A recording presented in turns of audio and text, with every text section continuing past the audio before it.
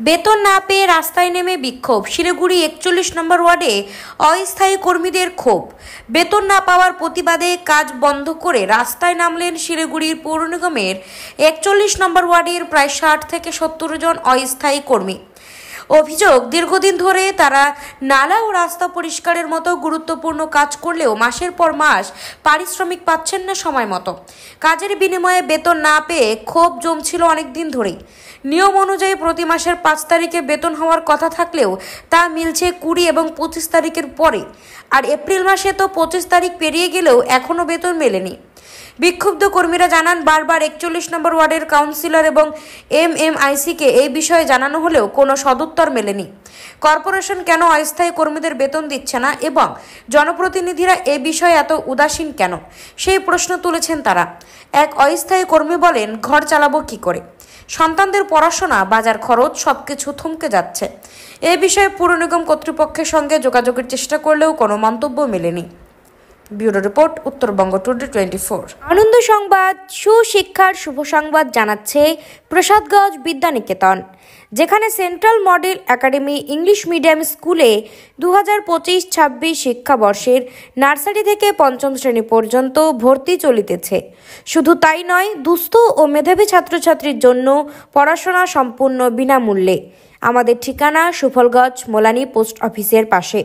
যোগাযোগ নম্বর 7001398712, এছাড়াও 9933673346। কি সমস্যা হয়েছে? দিদি, আমাদের বেতন এরকম ঠিক মতো ঢুকতেছে না, প্রতি মাসে এরকম হচ্ছে, প্রতি মাসে। কতদিন থেকে এই সমস্যা? এই সমস্যার মধ্যে তাও 6-7 মাস হয়ে গেছে। ঠিক আছে, আর একটা কথা দেখেন, সবার তো বাড়িঘর থাকে না, আমরাও ভাড়া থাকি। আমরা দেখেন আজকে দোকানে রেশন আনতে গেলে রেশন দিচ্ছে না, বলছে তোমাদের বেতন হয়নি, সবার বেতন হয়ে গেছে, তোমাদের হয়নি, বিশ্বাস করতেছে না। তাহলে আমাদের রেশনটা কে দিবে? আমরা কী খাই থাকবো বলেন তো? আমাদের ঘর ভাড়া আছে, আমরা কী করে থাকবো তাহলে? আর এই বেতনটা নিয়ে প্রতি মাসে এরকম করতেছে যে আমাদেরকে দেরি করে দিচ্ছে, মানে কোনো মাসে ঢুকতেছে, কোনো মাসে ঢুকতেছে না। আর আমাদের যে 6,000 টাকা বেতন দিচ্ছে, যারা নতুন ঢুকছে তারা 9,000 টাকা পাচ্ছে। আর আমরা এতদিন পুরানা কাজ করতেছি, আমাদের এতদিন হয়ে গেল, 15-16 বছর হয়ে গেল, 13 বছর হয়ে গেল, তো আমাদের 6,000 টাকা বেতন, তার 6,000 টাকা ঢুকে না। কোনো মাসে 5,400, কোনো মাসে 5,600, তাহলে 4,800, এই যে এরকম ঢুকে।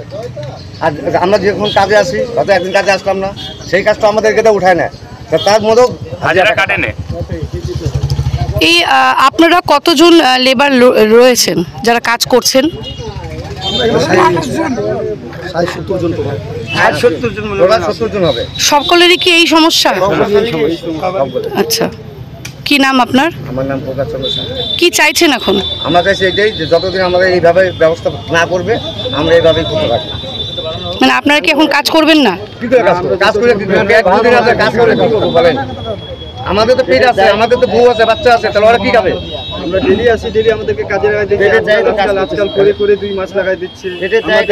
আজকে তোমাদের এখানে কি সমস্যা হয়েছে? আমাদের দিদি সমস্যা হয়েছে এখানে বেতন নিয়ে। আচ্ছা, মাইনে নিয়ে। আচ্ছা, কি কাজ করো তোমরা? আমরা তো কর্পোরেশনে কাজ করি।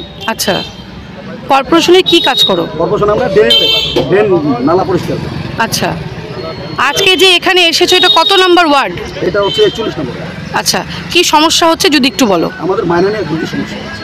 আমাদের মাইনাটা 5 তারিখে ছিল, সেই মাইনাটা করছে ওরা 14-15 তারিখ। আবার আমাদের কিছু আরও লেবার ভাগ করা আছে, তাদের মাইনা ছিল মানে 10 তারিখ, সেই মাইনা নিয়ে গেছে 24-25 তারিখ। আরও যাদের ভাগ করা আছে তাদেরও মাইনা ছিল এরকমই, কেউ তাদেরও মাইনা নিয়ে গেছে 24-25 তারিখ। এখনও 25 তারিখ হয়ে গেছে, মাইনা কেউ পায় না, একটা লোকও মাইনা পায় না।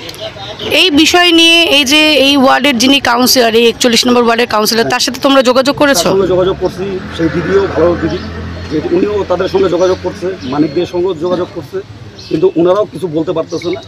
কাউন্সিলর আমাদের কিছু বলেনি, আমরা কাউন্সিলরের নামে কোনো কিছু বলবো না, আমাদের যেটা সমস্যা হবে সেটা বলবো। এখন কি চাচ্ছেন? এখন চাচ্ছি আমাদের মাইনাটা ঠিকঠাকভাবে দেওয়া হোক, এটাই। কি নাম? আমার নাম রূপা মালাকার।